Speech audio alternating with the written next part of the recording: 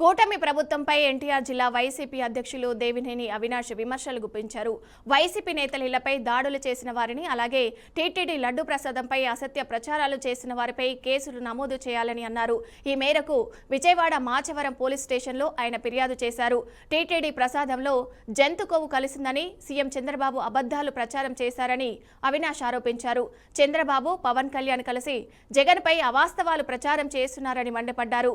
CBI ఇచ్చిన రిపోర్టులో వాస్తవం తెలిసిందని వ్యాఖ్యానించారు. ఇక డైవర్షన్ పాలిటిక్స్ కోసం అంబటి రాంబాబు ఇంటిపై దాడి చేశారని, టీడీపీ నేతలు కర్రలు, రాడ్లతో దాడి చేశారని అన్నారు.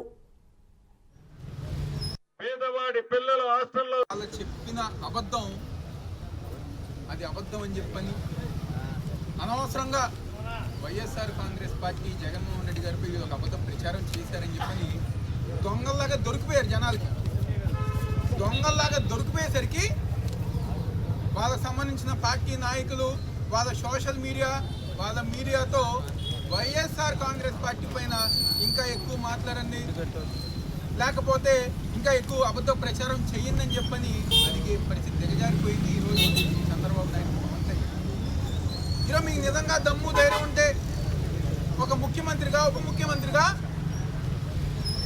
మీరు చెప్పింది నిజమని చెప్పండి, డిబేట్కి రండి.